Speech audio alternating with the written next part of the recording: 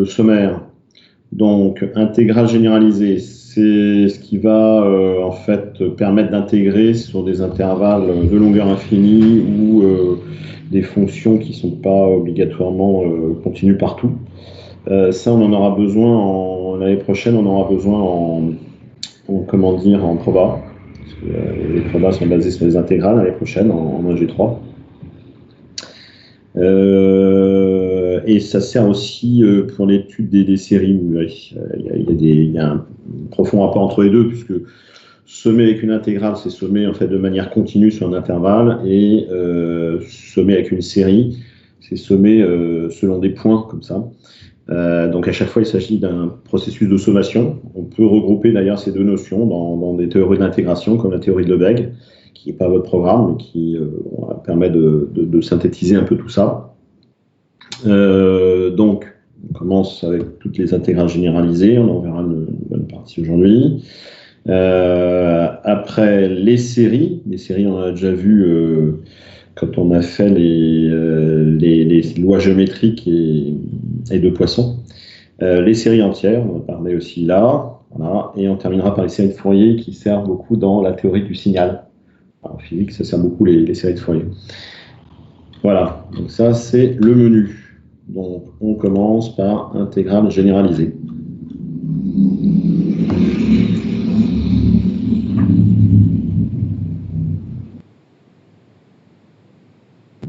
C'est bon tout le monde, vous l'avez?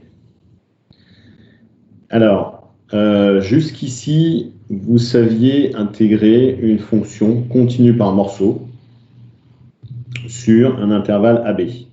Une fonction continue par morceau, c'est une fonction telle qu'il existe une subdivision sur laquelle, à chaque fois, sur chaque petit intervalle, sous-intervalle de votre intervalle AB, la fonction va être continue et va émettre des limites finies aux bornes, en fait. Donc, en fait, vous pouvez vous ramener à des fonctions continues sur chacun des sous-intervalles et vous additionnez comme ça les intégrales pour avoir l'intégrale sur l'intervalle AB tout entier. Voilà. Mais quand l'intervalle est de longueur infinie ou quand votre fonction n'est pas continue par morceau, bah, pour l'instant, vous ne savez pas faire.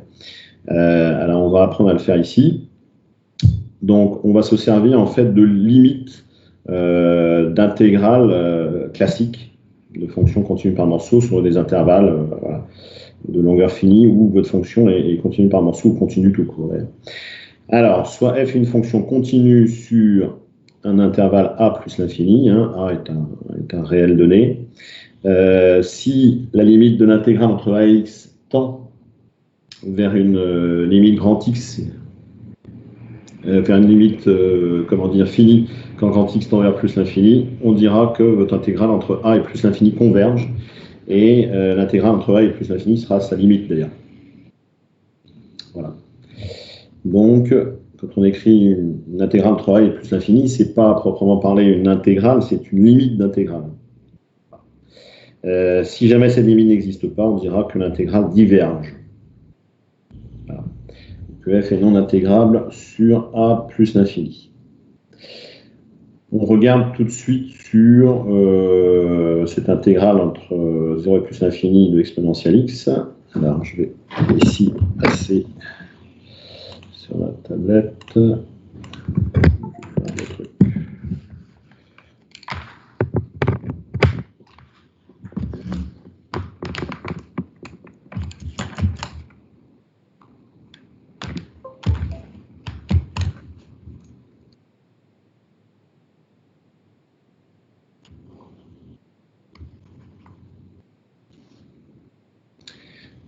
Notification, partage. Voilà. Alors, je sais pas, vous voyez le tableau avec les lignes, c'est bon, c'est passé. Oh, ça marche pas très bien. Je vais être obligé de redémarrer, moi aussi je vais être obligé de redémarrer. Bon. Alors, hop, c'est mal réveillé. Ça arrive. Tac, je refais le partage. Tac. Vous voyez le tableau avec les lignes, là, c'est bon? Bon. Allez, exercice. Donc, on calcule l'intégrale entre 0 et plus l'infini de l'exponentielle moins x dx, qui sont déjà des choses qu'on a déjà fait en Ah bah non, vous n'avez pas fait. Vous avez peut-être fait un peu en terminale. Il y a certains profs qui parlent de la loi exponentielle, par exemple. Donc, vous avez compris qu'on prend l'intégrale, par exemple, entre 0 et grand X, de exponentielle moins x dx. La primitive de cette fonction, c'est quoi?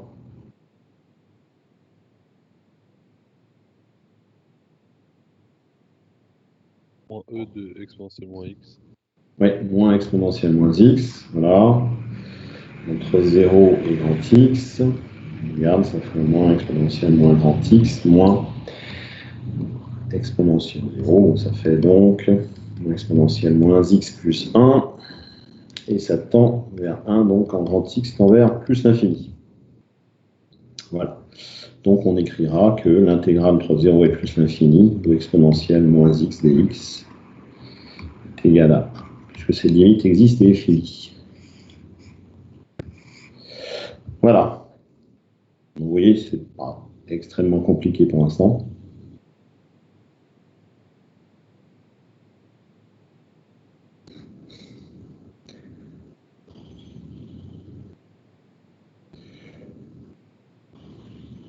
Je repasse sur le poly.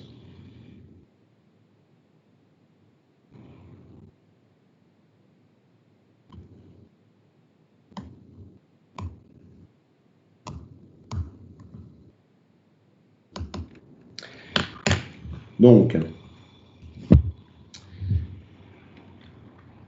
ça, c'est voilà comment on fait pour intégrer une fonction sur un intervalle non borné, une fonction continue ou continue par morceau. Voilà comment on procède. Maintenant, on peut aussi intégrer une fonction non bornée sur un intervalle, lui, fini ou infini. Soit F, il y a un micro qui est resté allumé là et j'entends la personne qui tape sur son clavier. Alors, est-ce que vous pourriez vérifier vos micros? Merci. Donc, soit F, une fonction continue sur un intervalle AB ouvert en B. On suppose par exemple que la limite de F est plus ou moins l'infini en B. Si la limite de l'intégrale entre A et B quand x tend vers B existe et est finie, alors on dira que l'intégrale entre A et B converge et on appellera cette limite l'intégrale entre A et B de f de x dx. Voilà. Dans le cas contraire, on dira que l'intégrale est divergente. Bien, ce que vous pouvez faire ici, lorsque c'est ouvert en B, bien sûr, vous auriez pu faire l'inverse, c'est-à-dire lorsqu'ici c'est ouvert en A, fermé en B, et qu'elle est comment dire, continue sur l'intervalle ici ouvert en A, fermé en B, vous faites la même chose, hein, vous faites tendre A vers, entre x vers A. Vous considérez l'intégrale entre x et B. Voilà. Ce qu'on a pu faire à droite, on le fait à gauche. C'est bon, vous suivez jusqu'ici? Alors, on va regarder cette, ici, cette intégrale-là.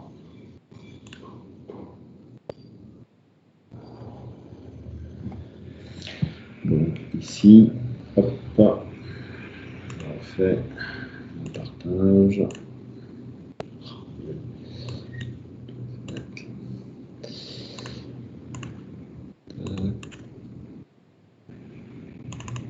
Voilà.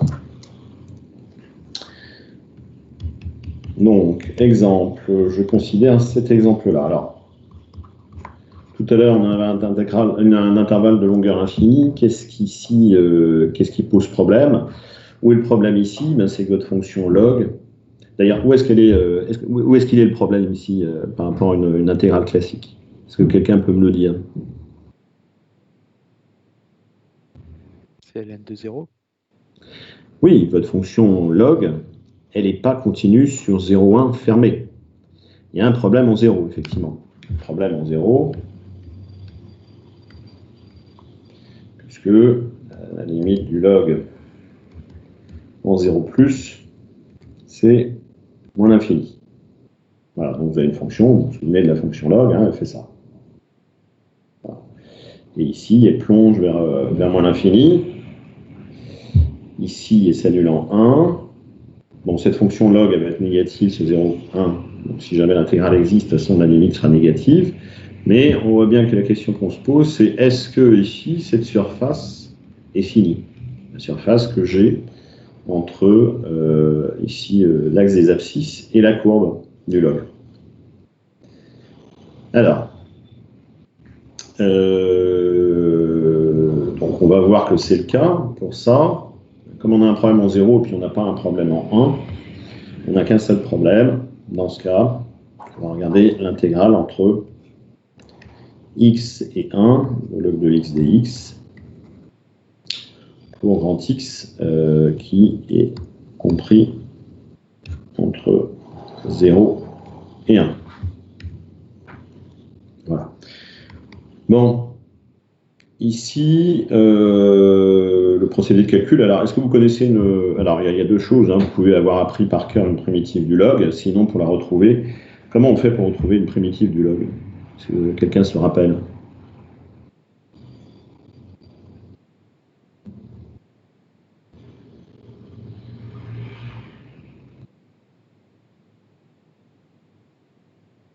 Personne?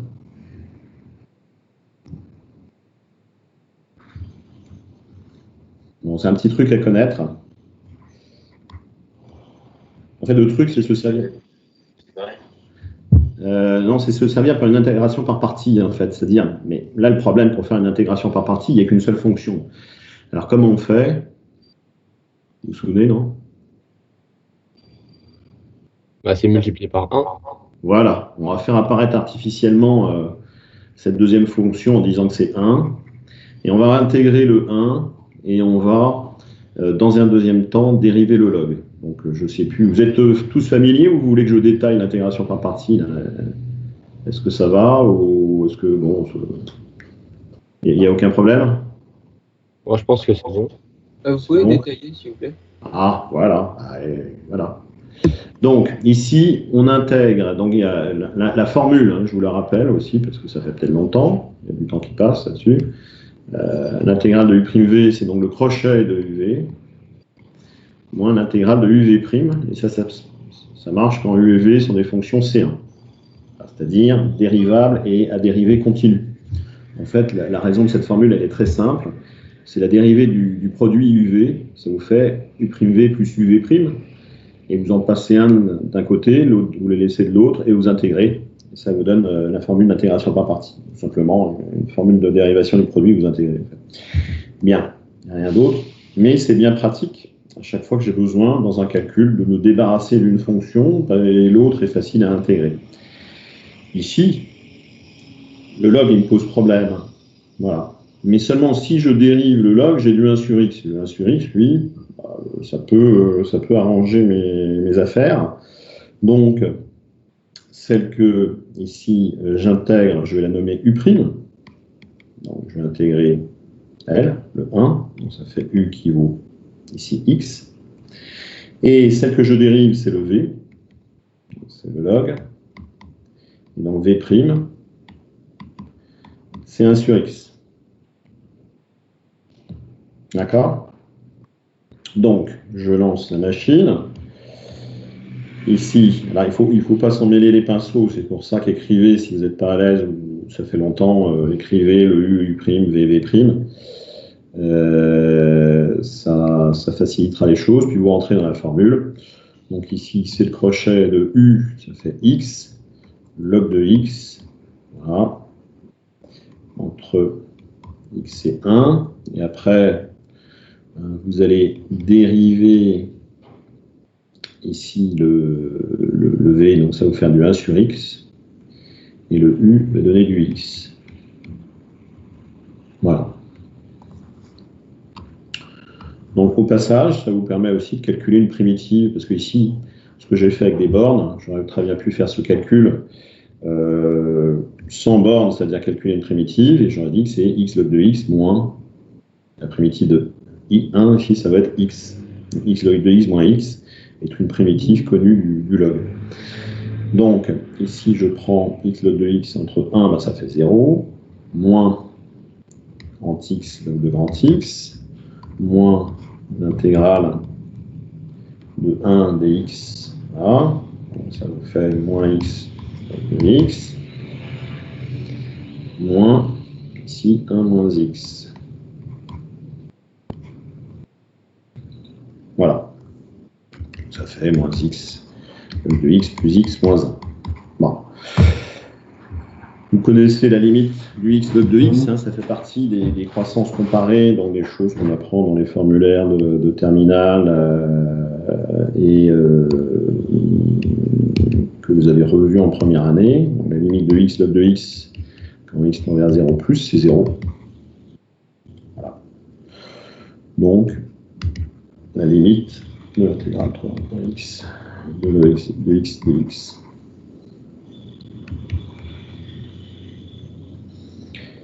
Tend vers 0 plus, c'est donc moins 1. Donc on pose l'intégrale entre 0 et 1 de l'OX de x, dx qui vaut moins 1.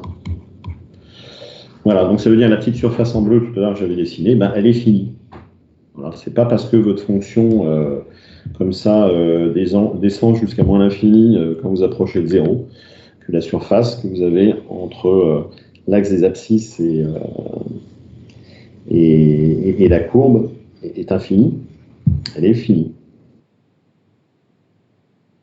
Voilà. Il n'y a pas de questions, non? Donc voilà comment on procède, et à chaque fois qu'on est perdu, on revient à la définition et on fait ce type de calcul, c'est-à-dire on reprend une borne et on la fait tendre vers la borne qui pose problème. Alors, je continue sur le poli.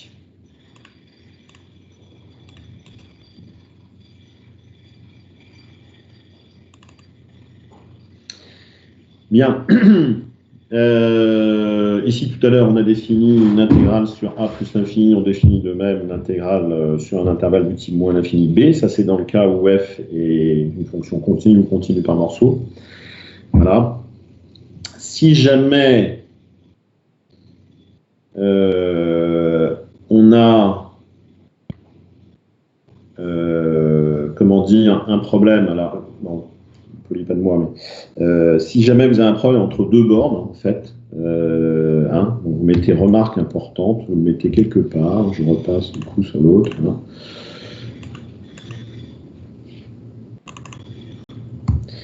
C'est bon, une remarque supplémentaire par rapport à ce qui est marqué sur le poly. Remarque, si il existe un problème en deux bornes, hein, A et B, c'est-à-dire par exemple f continue sur ici l'intervalle AB et ni en A ni en B, ni en A ni, c'est mal écrit mais c'est un ni en B, eh bien, on ne traite jamais, du moins dans l'étude de ce qu'on appelle la nature, c'est-à-dire quand on cherche à savoir si l'intégrale est convergente ou pas, on ne traite jamais les deux difficultés à la fois, jamais.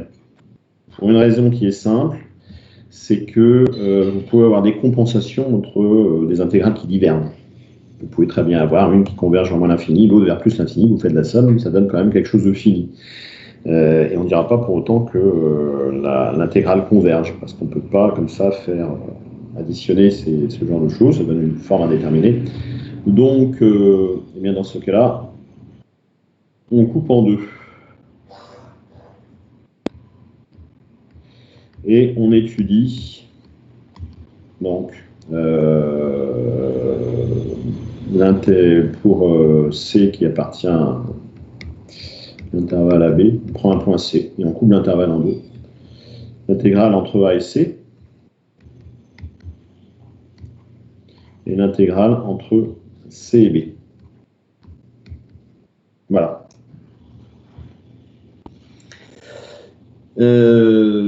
Donc, on ne traite jamais deux difficultés à la fois. Alors, c'est valable aussi si valable également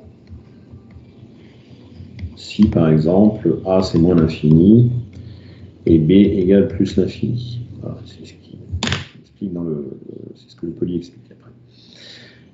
Voilà. Je ne sais pas si vous avez eu le temps de finir de copier ce que je vais donner là. Je vous laisse 15 secondes.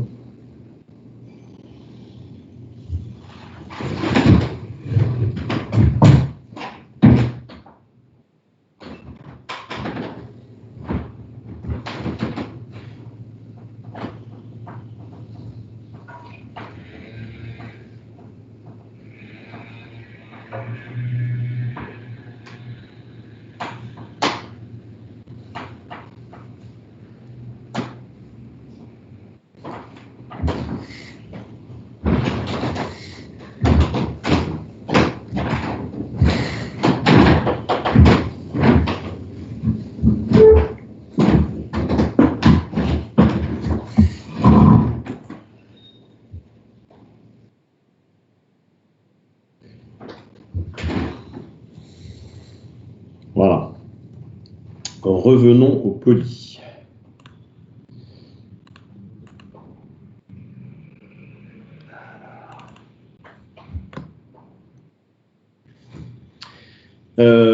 Donc ici, ce que je vous disais, si jamais on a un problème en moins l'infini et plus l'infini, on coupe en deux et on étudie les deux intégrales séparément et l'intégrale converge si les deux morceaux convergent. Et donc, c'est le sens de ma remarque de tout à l'heure aussi.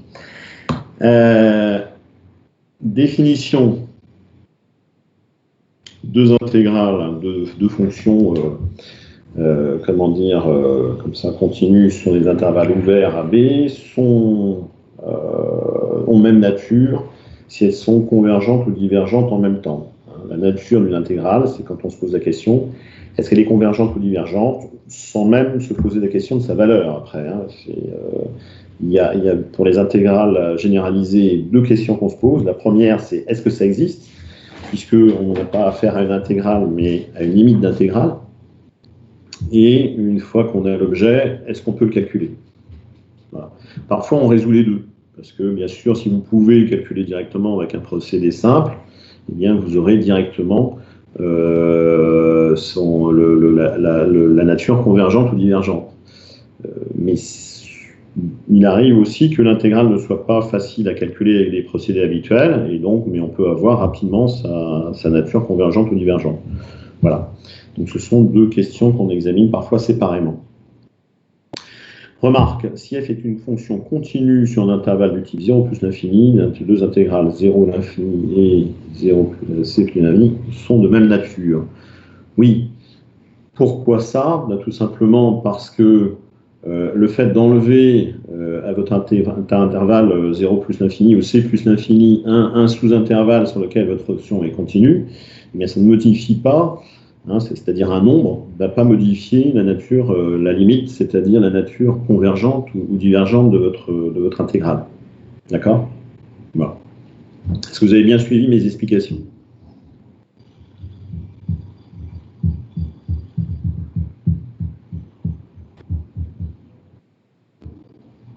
Oui, non? Si, à peu près? Oui. Ouais. Vous m'arrêtez si ça va trop vite, parce que peut-être que j'ai un rythme trop soutenu, donc dans ce cas-là, il faudra m'arrêter.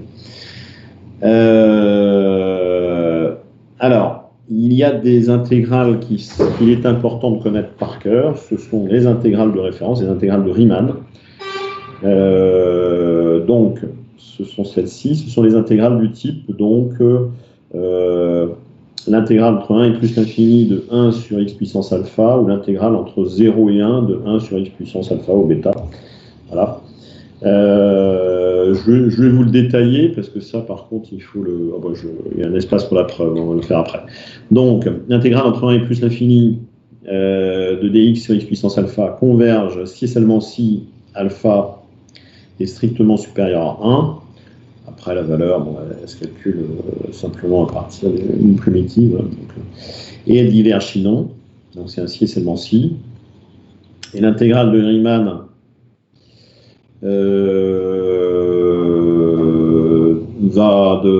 entre 0 et 1 va converger si et seulement si bêta est strictement inférieur à 1. Voilà. C'est surtout les premières parties ici qui sont... c'est un si et seulement si. Après, la valeur, bon, vous la calculez si vous avez besoin de la calculer, mais souvent, vous utilisez en fait, ce genre de résultat pour comparer une fonction à une fonction du type 1 sur x puissance alpha. Ce qui veut dire que vous n'avez pas forcément les moyens de connaître la valeur de l'intégrale de départ. Voilà. Alors, preuve de ça. Bon, c'est simple, hein, il suffit de calculer. Donc, on va repasser sur le tableau.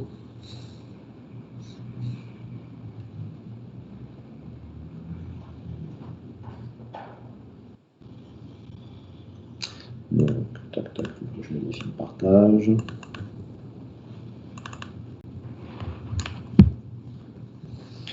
Bon, regardons un peu ça, la preuve de ce résultat. Alors, on considère d'abord l'intégrale entre 1 et plus l'infini de dx sur x puissance alpha. Voilà. Alpha est un réel. Bien. Donc on se ramène à la définition, on prend x supérieur ou égal à 1, et l'intégrale entre 1 et x dx sur x puissance alpha. Alors, quand vous avez des problèmes pour, si vous ne vous souvenez pas par cœur de la formule pour les puissances négatives comme ça de x, de la primitive, voilà ce que vous faites. Il suffit de vous ramener à une écriture un peu plus classique de la puissance, vous dites que c'est x puissance alpha. Et là, vous appliquez la formule classique, c'est-à-dire vous savez que la primitive de x puissance n dx, c'est x puissance n plus 1 sur n plus 1 plus constante, mais ça fonctionne aussi bien, ça vient de la dérivation, en fait, ça fonctionne pour n entier naturel, mais pour n aussi entier relatif, il suffit de se placer sur un intervalle où votre fonction est continue. Et ça marche aussi même pour un nombre réel, hein, si vous placez sur R plus étoile. Voilà. Donc, c'est une formule qui est un peu universelle pour toutes les puissances, qu'elles soient entières ou pas. Donc, il suffit ici de dire que la primitive, c'est ça.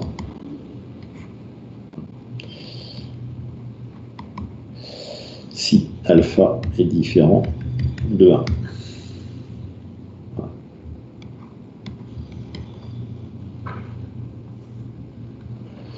Et on traitera l'autre cas séparément.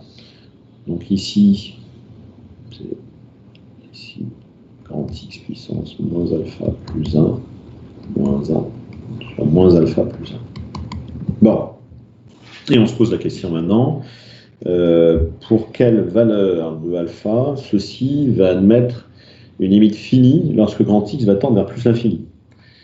Alors, il faut que ceci, en fait, ici, admette une limite finie. Admet une limite.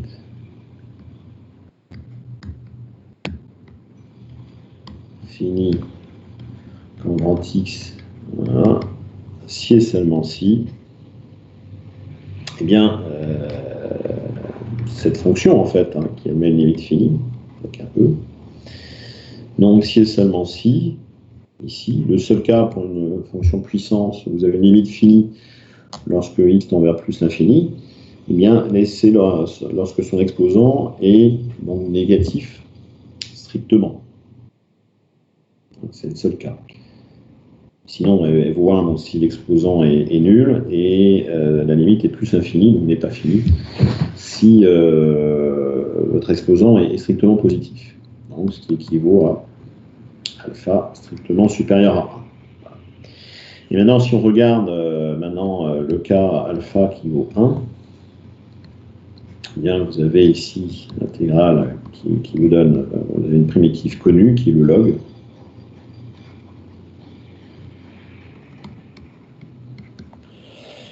Le log de grand X qui, lui, n'admet pas de limite finie en plus l'infini. Donc voilà, on l'écarte. Donc, résultat, et bien sûr, si ça tend vers 0, ben, la limite, ici, ça va tendre ici vers moins 1 sur moins alpha plus 1, c'est-à-dire 1 sur 1 moins alpha. Attendez, 1 sur alpha moins 1, je vais écrire ça. Alpha moins 1. Voilà. Donc, l'intégrale ici existe, converge, si et seulement si alpha strictement supérieur à 1. Et dans ce cas,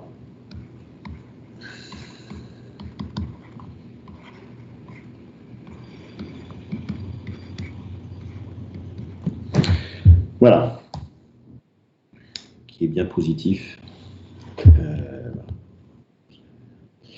Donc ça, c'est la première partie de votre démonstration, un petit calcul qui n'est pas méchant.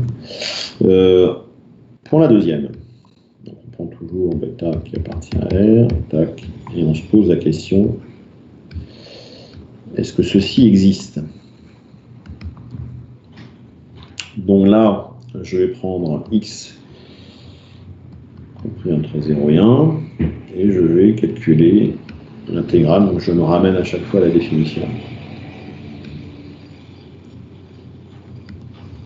Donc, même procédé que tout à l'heure, hein, si dans un premier temps, on va dire que bêta est différent de 1,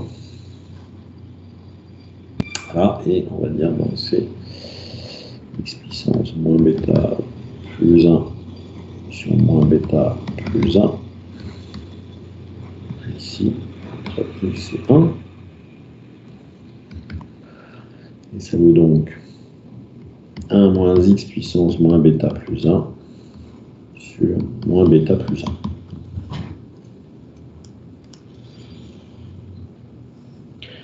Bien. Est-ce que cette intégrale, elle met une limite finie? Non. Il y a anti-x. Elle met une limite finie lorsque x tend vers plus l'infini. Si et seulement si x donne x puissance moins bêta plus 1 admet une limite finie.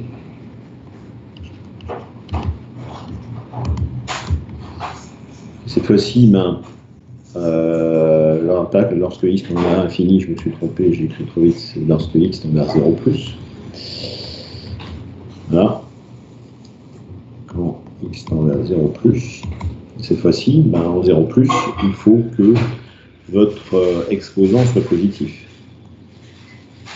Il faut à moins bêta plus 1 qui soit ici simplement positif.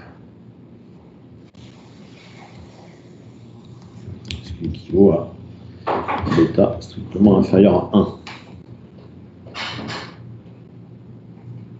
Voilà. Donc, et dans ce cas, ça tendra vers 0, donc 1 sur 1 moins bêta, lorsque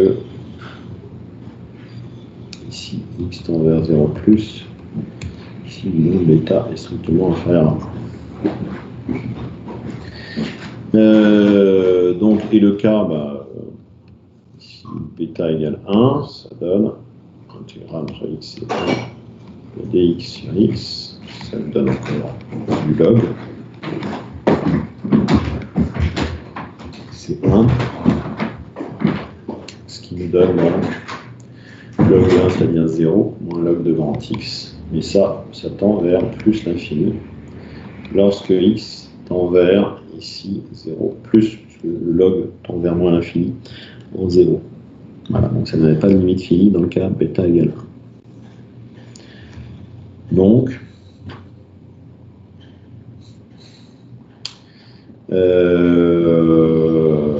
ici,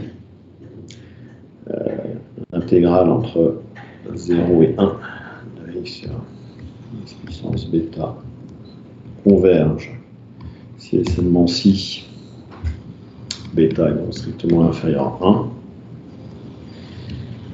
Et alors, elle vaudra 1 sur 1 moins bêta.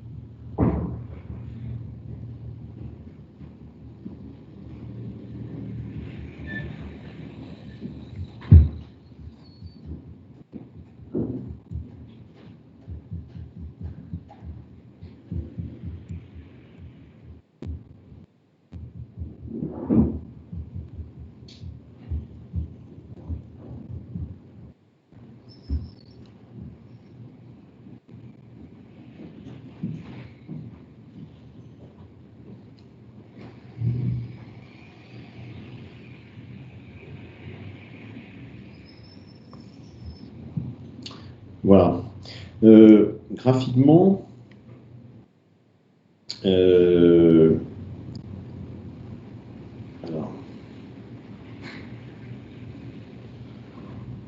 graphiquement, donc, qu'est-ce que ça donne? Donc, la question posée, puisque ici, si vous avez alpha supérieur à 1, bah, la fonction 1 sur x puissance alpha, elle vaut ça. Donc à partir de 1 vaut 1. Voilà. Et la question que vous posez, c'est est-ce que cette surface ici en bleu est finie en fait? Et la surface en bleu, elle est finie si et seulement si en fait alpha est strictement supérieur à 1.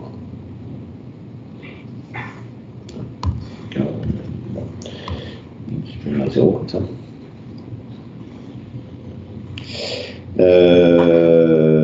Voilà pour celle-là. Et l'autre, donc elle est infinie sinon. Donc l'autre, si vous avez donc, bêta, regardez ici.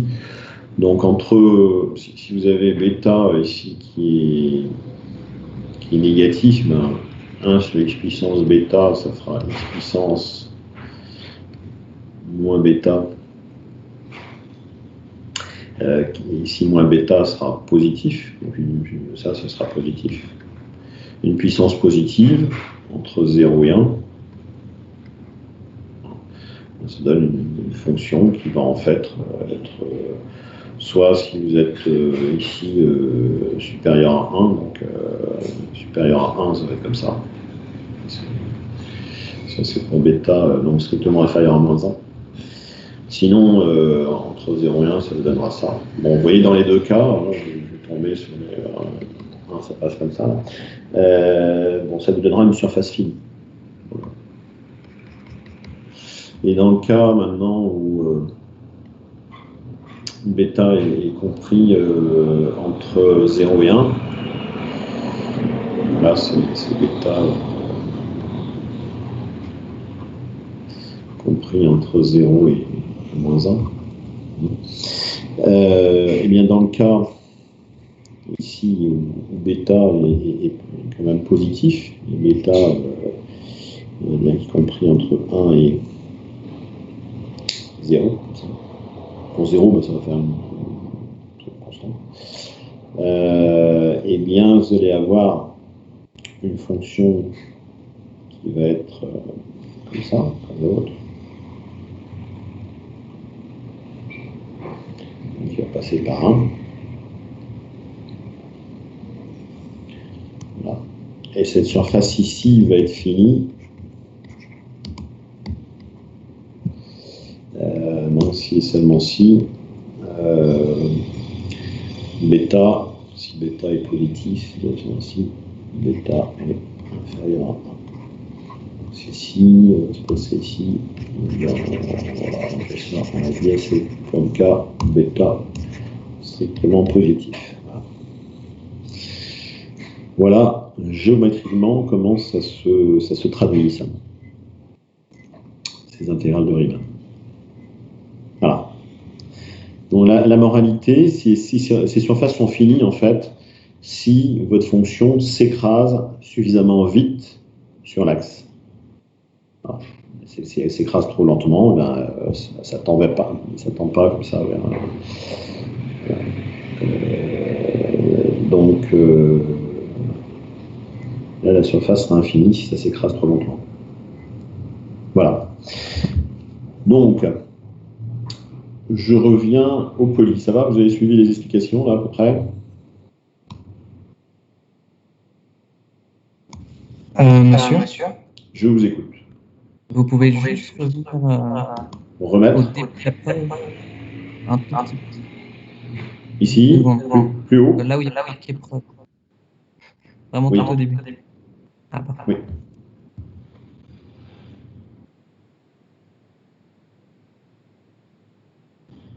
Merci, c'est bon. Voilà. Voilà. Est-ce qu'il y a des questions?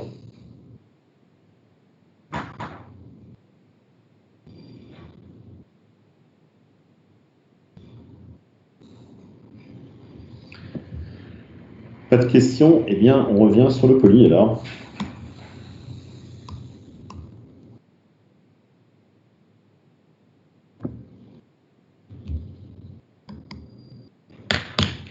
Bien, allez. Le poly, normalement, c'est bien le partage, c'est bien de nouveau fait.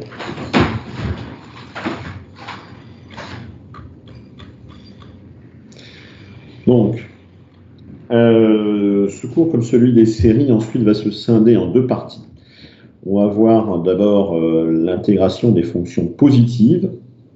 Voilà, et un certain nombre de critères qui vont nous permettre de dire lorsqu'une intégrale d'une fonction positive converge ou pas.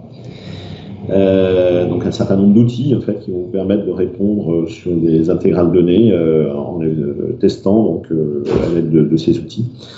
Et puis après, on verra les intégrales de fonctions de signes quelconques.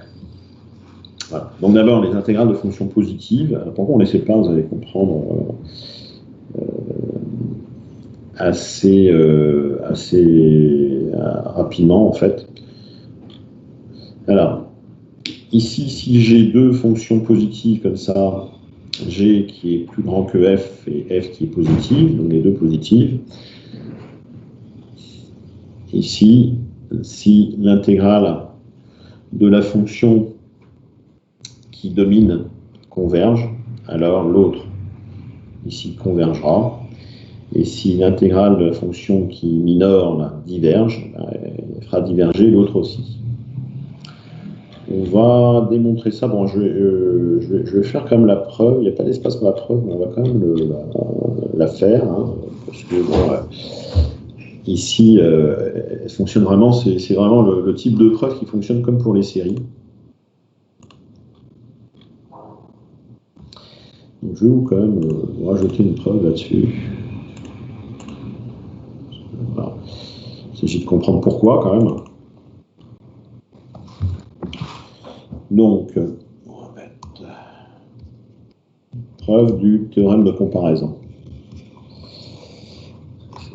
C'est un peu la base de tout. Alors, qu'est-ce qui se passe? Vous avez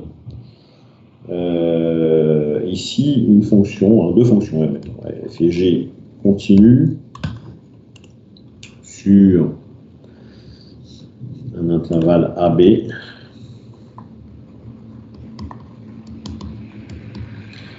Avec éventuellement B qui vaut plus l'infini. Hein. Que notre borne soit finie ou pas, c'est pas bien grave. Eh bien, si vous considérez maintenant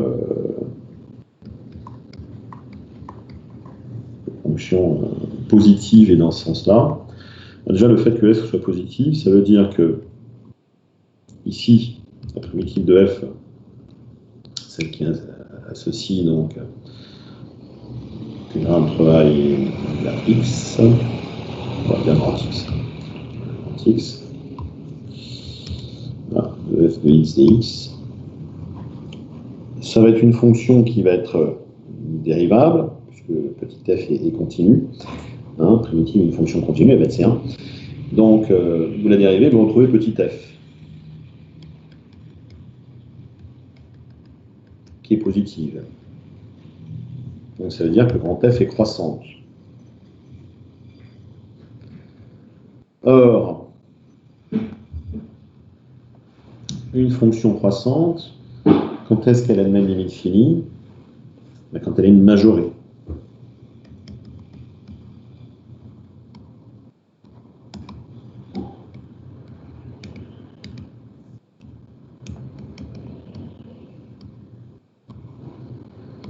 Voilà.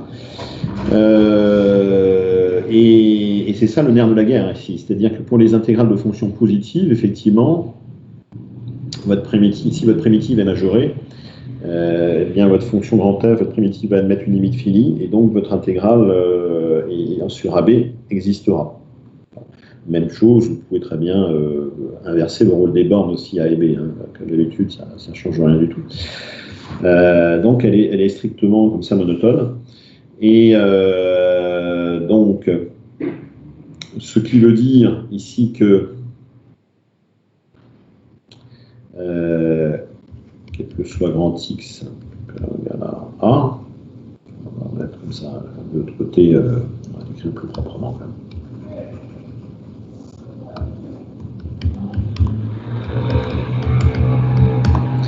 Vous allez avoir ici l'intégrale entre A et X de f dx qui est majorée par l'intégrale entre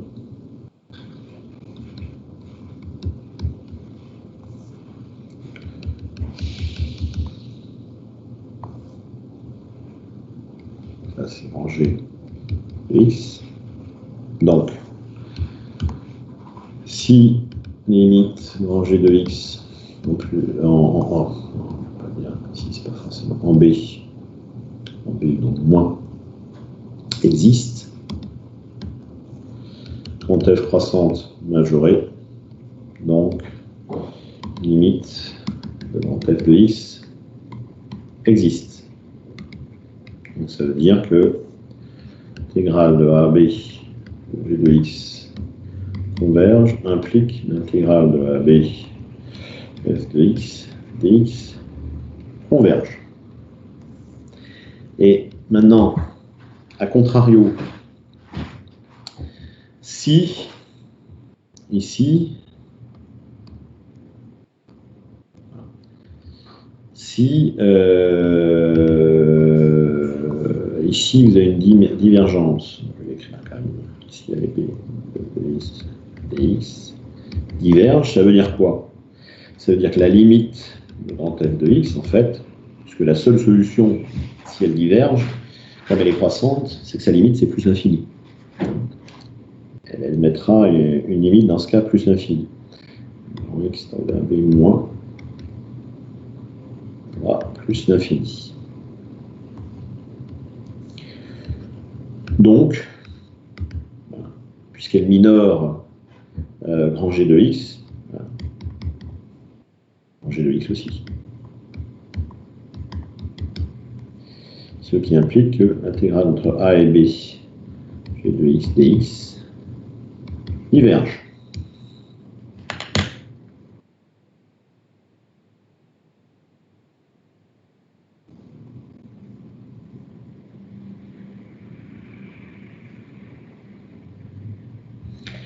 Voilà, donc voilà la raison fondamentale. Hein. Ça vient de la monotonie de vos primitives, vos intégrales. C'est ça ce qui fait marcher ce théorème de comparaison. Et il va servir en fait de base à tous les autres. C'est bon, je peux repasser sur le poly là. S'il y avait des gens qui prenaient en note ce que je faisais.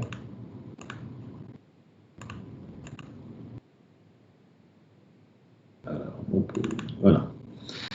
Donc, ici, vous voulez par exemple traiter, on va prendre l'exemple. Prenons l'exemple. Je recommence.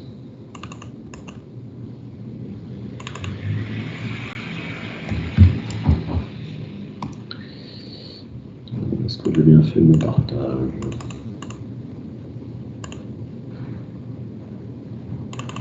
Je fais le partage.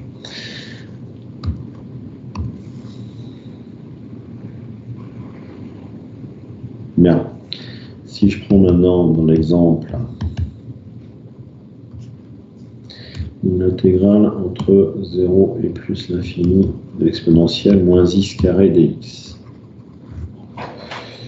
Ici, déjà, on peut très bien se ramener à l'intégrale entre 1 et plus l'infini. Donc ça, c'est-à-dire elle converge si et seulement si, puisque l'intégrale entre 0 et 1 de cette fonction, c'est un nombre, hein, vous êtes sur une intégrale de, voilà, finie. Donc, si jamais ça converge. Ici, avec x carré.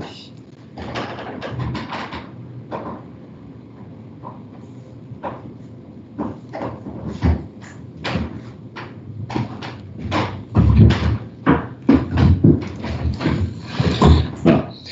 Et ici, on peut remarquer que pour x supérieur ou égal à 1, x est majoré par x carré. Voilà. X carré est plus grand que x si x est supérieur à 1.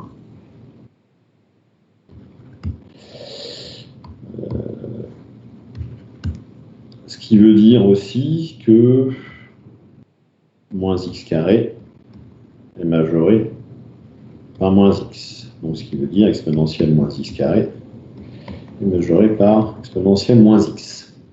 D'accord ? Or, on a vu CF exemple précédent, l'intégrale, ça, x converge. Voilà. Donc l'intégrale entre 1 et plus l'infini converge. Donc ici, par majoration, parce qu'elles sont positives bien sûr, eh bien l'intégrale entre 0 et plus l'infini de exponentielle moins x carré dx converge. Alors, cette intégrale, la question maintenant de son calcul, c'est une question qui est plus difficile puisque on ne peut pas facilement la calculer à partir de procédés. Enfin, il n'y a pas de primitive pour votre fonction, qu'on appelle une gaussienne, qui intervient en probabilité. D'ailleurs, c'est des lois normales sont derrière ces fonctions-là. Donc, il y a d'autres procédés, en particulier des intégrales doubles. Et voilà, on peut très bien quand même déterminer sa nature sans avoir besoin de la calculer. Bon. Est-ce qu'il y a des questions? Non? Tout va bien jusque-là? Vous suivez? Allô? Oui, c'est bon. D'accord. Bon, on a fait déjà un tour d'horloge. Je vous propose qu'on fasse 10 minutes de pause. Ça vous va? Oui, merci.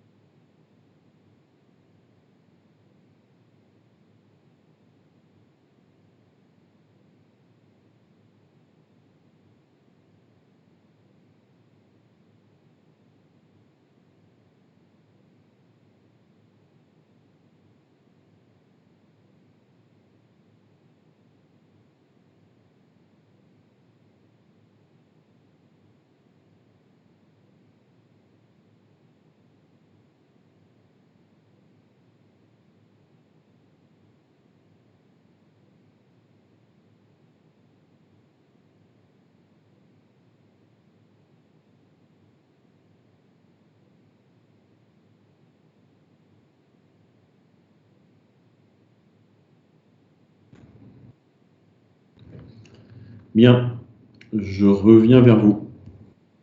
C'est bon, vous m'entendez? Oui. Parfait.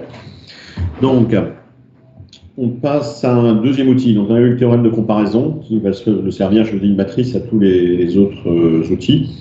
Critère d'équivalence. Si vous avez deux fonctions continues positives sur un intervalle AB, B c'est plus l'infini éventuellement, et si f est équivalent à g, alors vos deux intégrales auront même nature, c'est-à-dire convergentes ou divergentes toutes les deux. Alors pourquoi? C'est très simple aussi. Ça vient du théorème de majoration.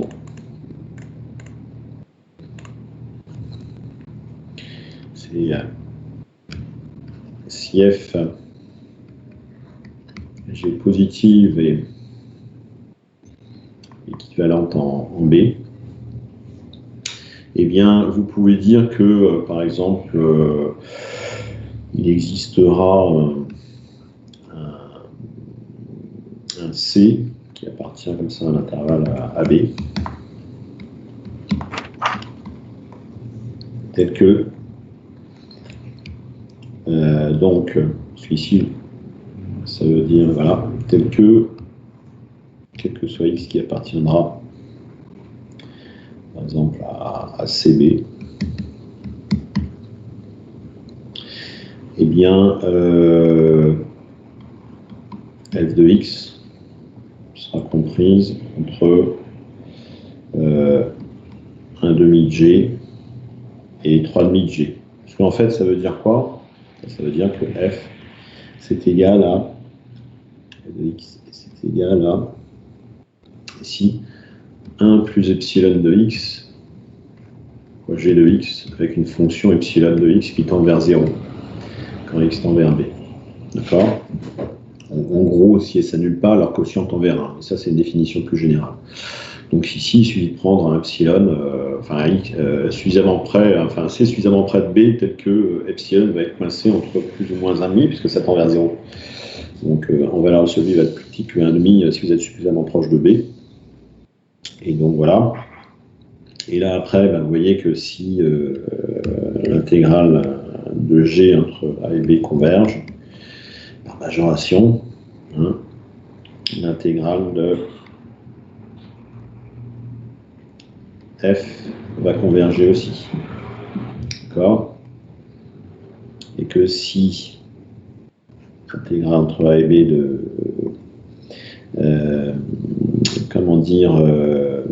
G diverge, ben là, ça implique que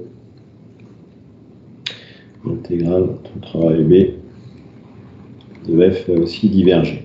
Bon, et puis vous pouvez inverser les rôles de f et de g. Hein. Donc f et g ont même nature, les deux intégrales ont même nature.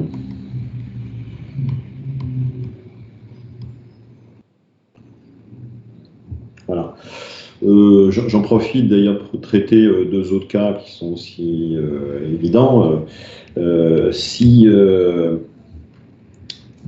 ici f est un grand taux de G en petit b, c'est-à-dire qu'il existe une constante k telle que f de x est majorée par k fois grand G, ça va être idem. Hein. Voilà.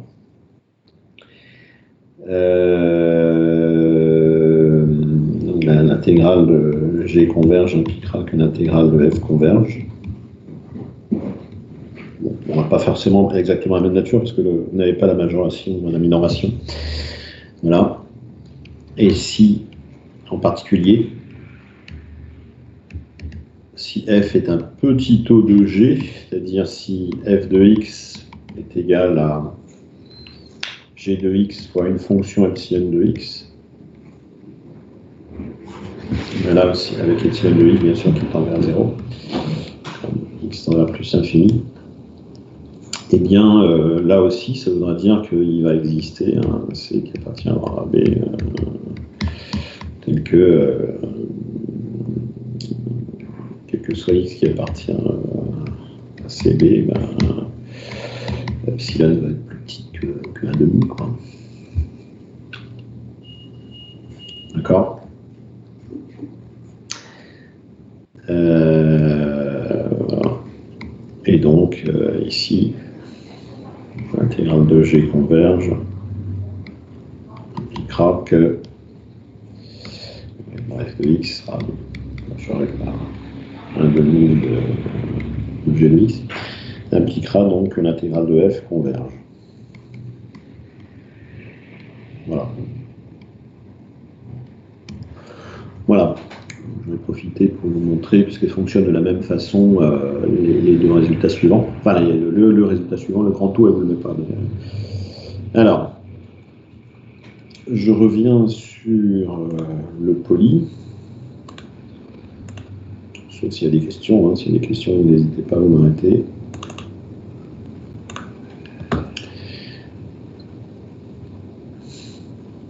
Voilà. Alors, application à ça, vous avez une intégrale ici d'une fonction rationnelle, puisque c'est un quotient de polynôme.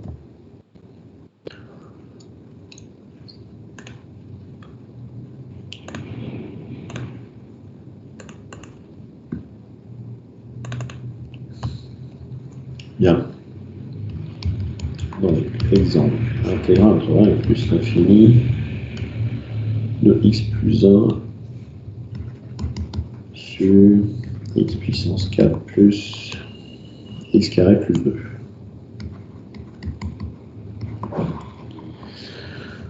Bon, ici, le plus simple, c'est de prendre un équivalent. L'outil équivalent a ceci d'extrêmement pratique qui nettoie les fonctions compliquées pour les ramener à ce qui compte vraiment. C'est l'expression plus simple. Donc, ici, si on va vous faire bosser un peu, donc la difficulté, c'est en plus l'infini. En plus l'infini, à quoi est équivalent cette fonction? Enfin, le numérateur est équivalent à quoi?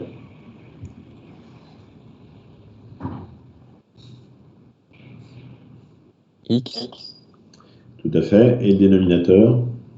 x puissance 4. Voilà, je simplifie 1x au cube. Et là, je lis quoi?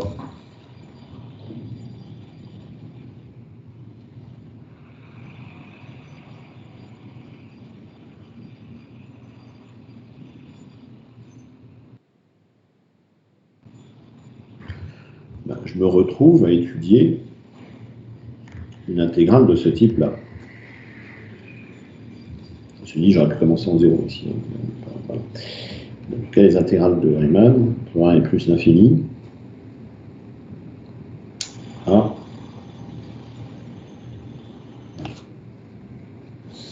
Est-ce que ça converge?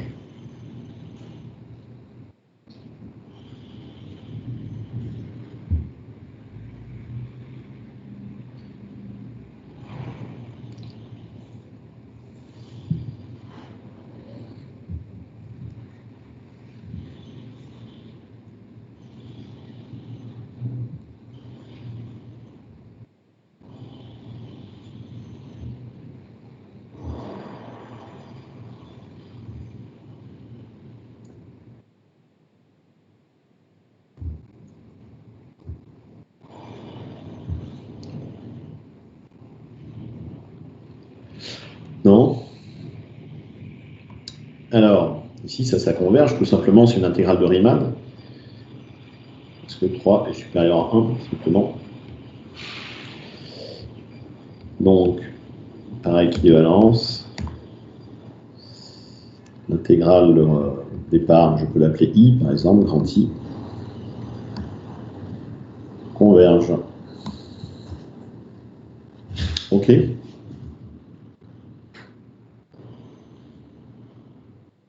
Voilà. Pas de questions?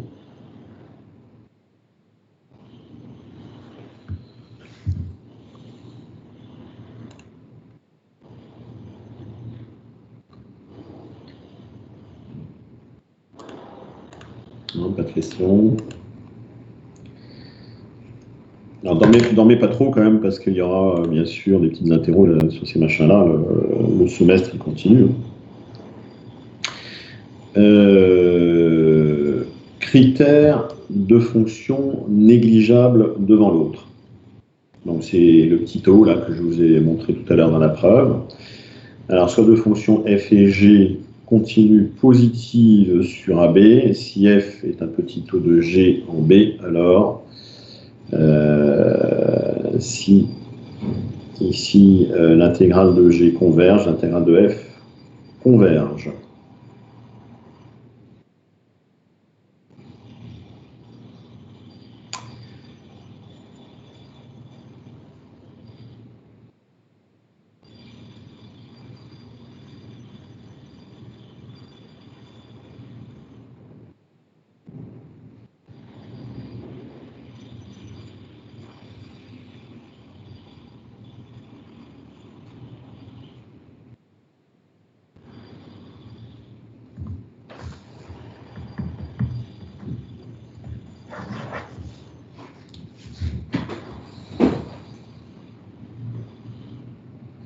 Voilà.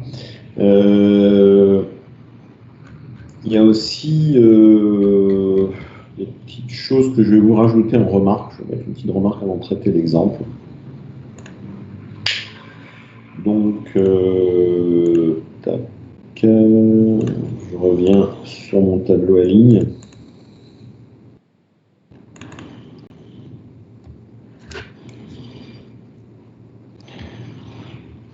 On remarque. Comparaison avec les intégrales de Riemann. C'est celle qu'on a vue tout à l'heure. Ah, zut. Moi, je me suis gouré. Une manipulation, je peux vous en mettre après. Voilà. Bon, clac, page after, hop, on reprend, remarque, comparaison avec les intégrales de Riemann. Donc, si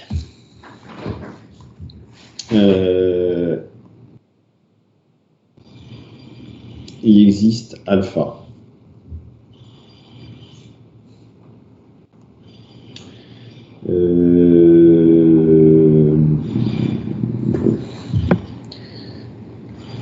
telle que la limite de x puissance alpha f de x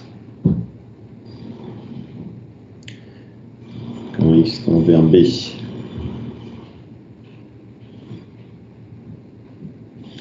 existe,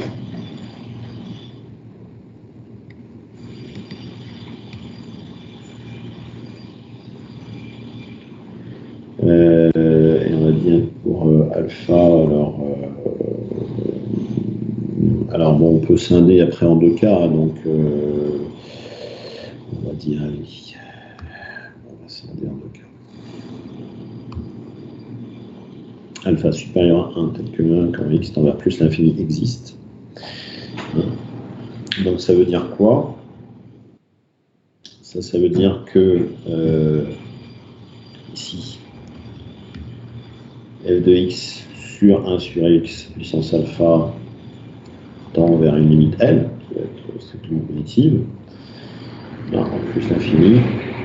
Donc ça voudra dire que f de x sera majoré par un certain grand K sur x puissance alpha, K étant une constante positive.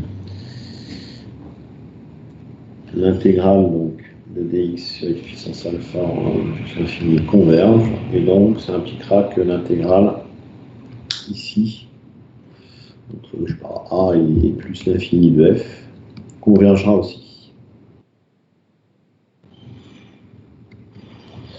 Voilà.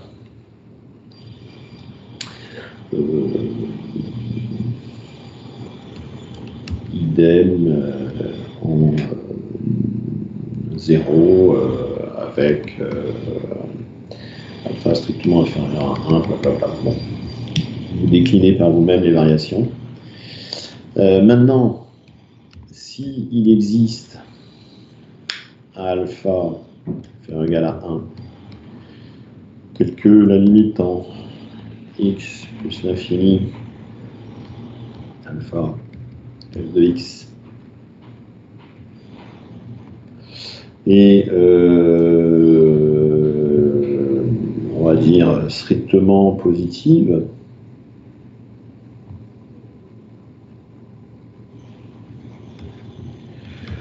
ou plus l'infini, ou x alpha f de x minoré par m strictement positive. Mais dans ce cas-là, f de x va être minoré par une certaine constante k sur x puissance alpha, k positif. L'intégrale entre 1 et plus l'infini dx de x puissance alpha divergera. Donc ça impliquera que l'intégrale entre a f de x et x divergera aussi. Voilà comment on utilise ça pour la comparaison avec les intégrales de Riemann.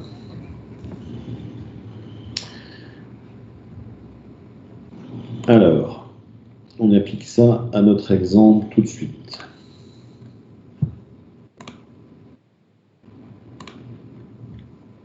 Donc, exemple.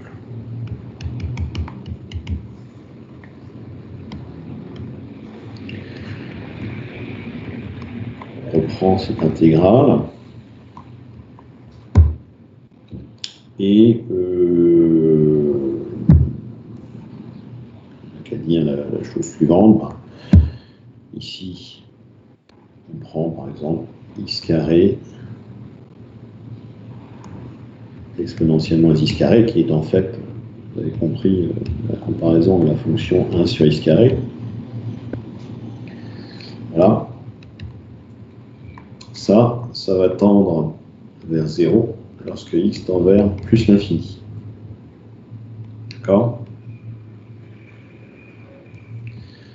Donc ça veut dire que exponentielle moins x carré est un petit taux de 1 sur x carré en plus l'infini. Ça veut dire qu'en fait, l'exponentielle s'écrase plus rapidement sur l'axe des abscisses que la fonction s sur x carré.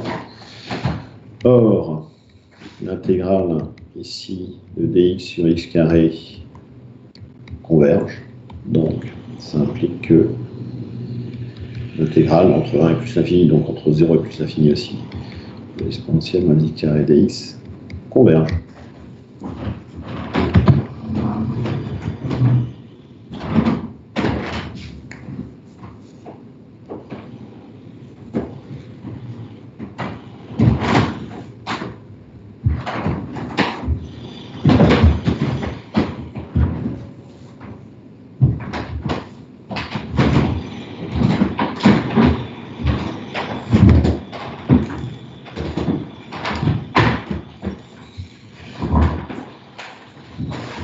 Voilà. Monsieur, Ah, oui, qu'est-ce qu'il y a? vous pouvez remonter juste plus. Ça? Voilà. Merci.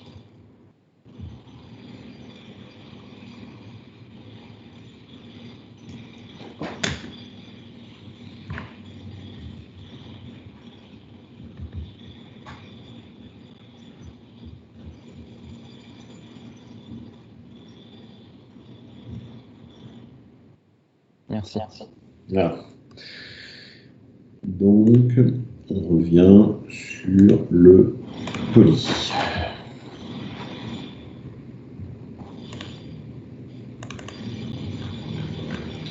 Bien. Alors, voilà les outils principaux pour les intégrales de fonctions positives. Ensuite, on va passer aux intégrales absolument convergentes, qui en fait sont des intégrales alors, de fonctions dont le signe peut changer, mais en se ramenant à l'intégrale de la valeur absolue, finalement, on pourra utiliser les mêmes critères qu'on a pour les fonctions positives. Donc, absolue convergence, si jamais l'intégrale de votre fonction avec une valeur absolue de f converge, alors l'intégrale de f converge. On peut le montrer. Je ne vais pas le faire ici, parce qu'il faut un critère de Cauchy, et que ça nous emmènerait trop loin. Donc voilà. Si elle est absolument convergente, elle est convergente. Donc, ici, pas très compliqué. compliqué, donc on passe à l'exemple que vous avez. Hop, donc je reviens sur...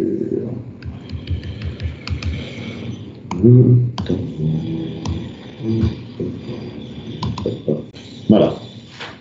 Donc là, je prends l'intégrale entre 1 et plus l'infini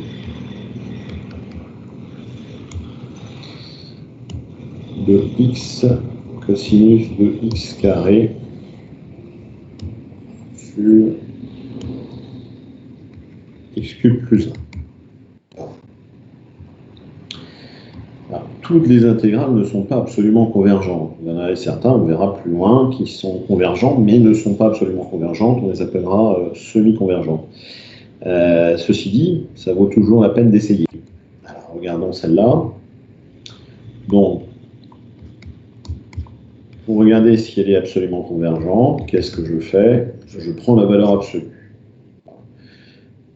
Donc ça, c'est plus petit que x sur x cube plus 1 fois la valeur absolue du cosinus x carré. Alors, cosinus x carré, c'est pas un truc qui aura une limite, mais en tout cas, c'est borné. Donc ça va être plus petit que 1 en valeur absolue. Donc, par x sur x cube plus 1. Et après, la question qu'on se pose, c'est quelle est la nature, voilà, quelle est la nature de l'intégrale donc de x sur x cube plus 1. Bon. Pour ça, tout à l'heure, on a eu des outils. On a vu qu'en particulier, avec les fractions rationnelles, ça marche bien d'essayer de prendre un équivalent. Donc, c'est équivalent. Et là, le seul problème qu'on a, c'est en plus l'infini, sur l'intervalle 1 plus l'infini. Donc, de x sur x cube plus 1. Donc, ici, ça fait équivalent à... qu'est-ce qui m'arrive? Clac, clac. Voilà, c'est équivalent donc à... Désolé. Dans mon déconcentration. Voilà. Bon. Puis ça, c'est très bien, puisqu'on sait faire. Ici, on a un exposant, la 2, qui va être supérieur à 1. Or, l'intégrale entre 1 et plus l'infini de dx sur x carré converge. On a 2 qui est strictement supérieur à 1. L'intégrale de Riemann.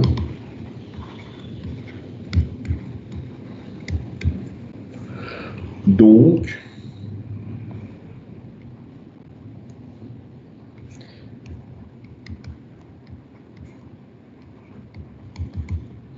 converge par équivalence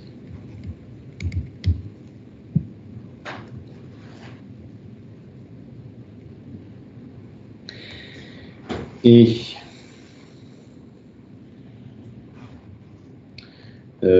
donc l'intégrale que je peux appeler, je sais pas, grand J, l'intégrale de départ, grand J.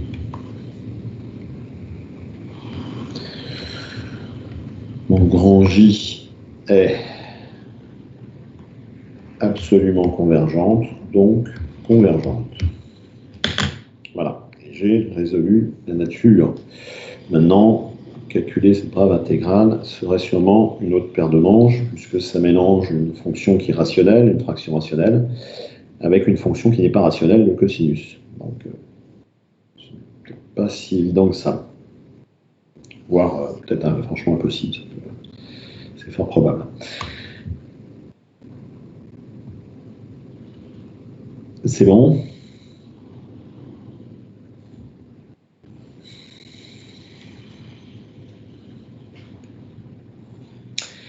Je reviens donc sur le poly.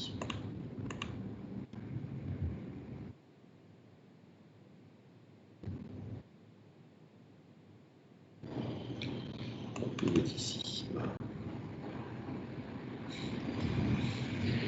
Bien. Lemme d'Abel. Le lemme d'Abel. Donc, on regarde les hypothèses, parce que c'est un instrument qui est un peu plus complexe à manipuler. Je vais peut-être rajouter avant ça une petite remarque. Ça mérite, comme ça manque un peu. Petite remarque. remarque, une intégrale généralisée convergente qui n'est pas absolument convergente est dite semi-convergente. Semi-convergente. Voilà. On en verra une justement. Bien, on va avoir un instrument qui sert bien. Alors, pour ces intégrales, vous avez différentes solutions. Il y a une astuce, intégration par partie, IPP ou lambda-bell. Mais le lambda-bell, vous allez voir, c'est en fait ce qu'il y a derrière, c'est une IPP. Donc, secret de Polichinelle. Alors, par contre, le lambda-bell pour les séries sera plus intéressant. Ça fonctionne de la même façon. Alors, soit f égale g de x, donc f est un produit de deux fonctions, petit g, petit h, deux fonctions continues sur un intervalle a plus l'infini. On suppose que la fonction petit g est dérivable, de dérivée continue, c'est-à-dire elle est C1 sur a plus l'infini, décroissante, la dérivée négative, et la limite de g en plus l'infini est nulle, donc elle décroît vers 0. Et la primitive de petit h est bornée. Alors, l'intégrale de f sera convergente. Alors, là, ici, on a mis en plus l'infini, mais ça marche aussi en b, hein, si vous avez b qui est pas là. Alors, pourquoi ça ? On peut regarder rapidement. On va passer sur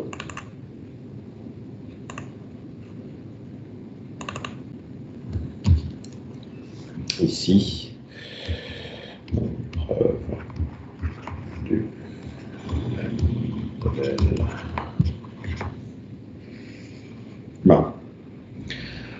On va appeler H de grand X primitive, 3 grand X de petit h. Voilà. Elle est bornée, c'est-à-dire qu'il existe m strictement positif tel que soit x qui appartient au grand h de x. Alors, je vais plutôt mettre des grands x puisque je fais des grands x. En valeur absolue, petit qm. Bon, voilà. Alors, ensuite, x qui appartient à AB, A plus l'infini, ou AB, d'ailleurs ça ne change rien du tout. Ça s'applique très bien à ce genre d'intégrale aussi. Donc l'intégrale entre A et x de g de x, h de x, dx. Je fais une intégration par partie. Je vais d'abord dire que c'est comme ça.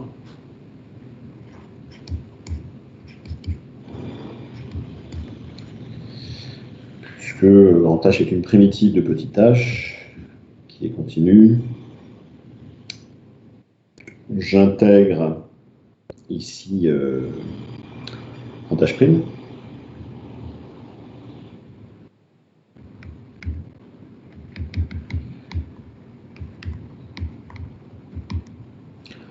Là, moins, et là, je vais dériver g, puisqu'on dit qu'elle est dérivable.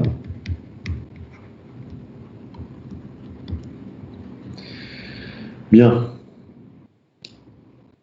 Ici, le crochet de g de x, h de x, entre a et x, c'est g de grand x, x moins g de a, h de a. cherche à savoir est-ce qu'il a une limite. Bon. Or, en valeur absolue, c'est plus petit que g de x fois m. Et g, ça tend vers 0. Donc, ça tend vers 0. Quand grand x tend vers plus l'infini. Car g de grand x tend vers 0. Quand x tend vers plus l'infini. Bon, crochet, c'est réglé. Il admet une limite. Ensuite, je regarde l'intégrale entre ax de g' de x h de x dx.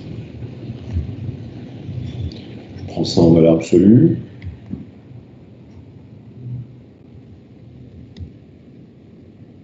Là. Je prends grand m dx. Voilà, mais g est décroissant, donc g' est négative, donc ça veut dire que valeur absolue de g' de x, c'est moins g' de x.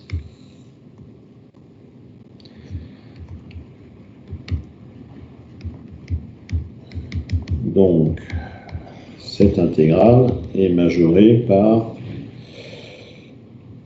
grand M fois l'intégrale entre ax de moins g' de x dx. Mais ça se calcule.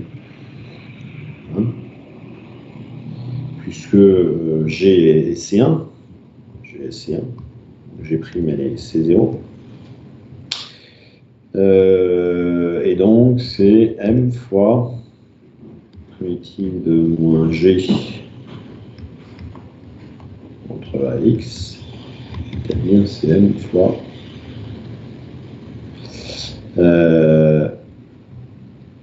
G de A moins G de X. Et ça tend vers ici.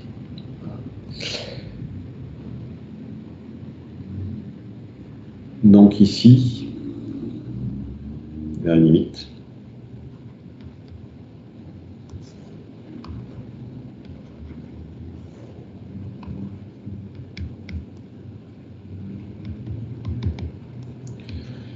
Donc en fait, l'intégrale entre 1 et plus l'infini de g' de x h de x dx, elle est ACV, donc CV. Et comme le crochet de la limite, eh bien, l'intégrale de f, c'est-à-dire de g de x, h de x, converge. Voilà. Donc, voilà. Donc c'est une IPP qui est derrière. On pourrait très bien, d'ailleurs souvent on peut très bien se passer des lambda bell et faire juste une IPP. On regarde ce que ça donne sur votre exemple. Donc, regarde, 1x, et plus l'infini de sinus x sur x dx. Alors, bon, est-ce qu'elle est ACV? Parce que si elle est ACV, il n'y a pas de problème. Donc, je vais la regarder en fait sur un intervalle du type NP, N plus 1 pi,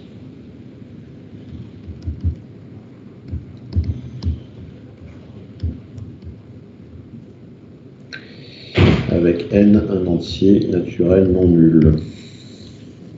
Bon, quand je la prends en valeur absolue, voilà. En fait, même pas besoin des valeurs absolues, mais aussi. Bon, bref. Ici, que vaut, donc ici, on fait un petit changement de variable, donc ça fait l'intégrale de sinus de x plus npi entre 0 et pi. Si vous avez x plus npi, d'accord. Et éventuellement, bon, si vous n'êtes pas trop à l'aise, on peut ici poser un petit h. Voilà, th, on va poser x égale npi plus h. Donc dx et dh. Voilà. Donc h ici, c'est x moins npi. Donc, ça vaut 0 en npi et pi en n plus 1 pi. Bon. À chaque fois que j'ajoute pi à mon angle, ça multiplie mon sinus par moins 1. Donc ça, c'est moins 1 puissance n.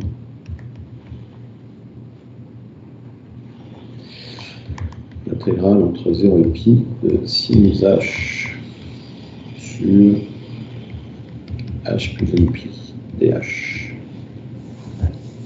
Voilà. Donc si je baptise ça, on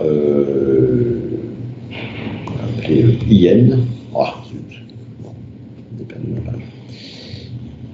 Si je baptise ça IN,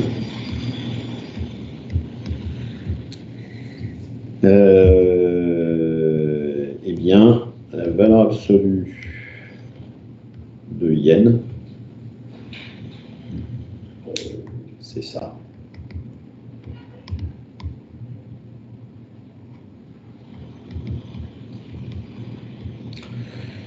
Le sinus, il va être positif, donc je peux minorer tout ça. C'est 0 ici. Donc par la plus grande valeur, c'est-à-dire ce que ça vaudra pi, donc par ici, je vais minorer par 1 sur n plus 1 pi. Je minore ici je majeure le dénominateur, donc je minore la fonction, l'intégrale entre 0 et pi de sinus h dh. Ça vaut 1 plus 1 plus 1 pi fois ici l'intégrale, donc ça va faire moins que sinus h entre 0 et pi, c'est-à-dire ça vaudra 1 moins 1, c'est-à-dire 2, c'est-à-dire 2 sur n plus 1 pi. Voilà.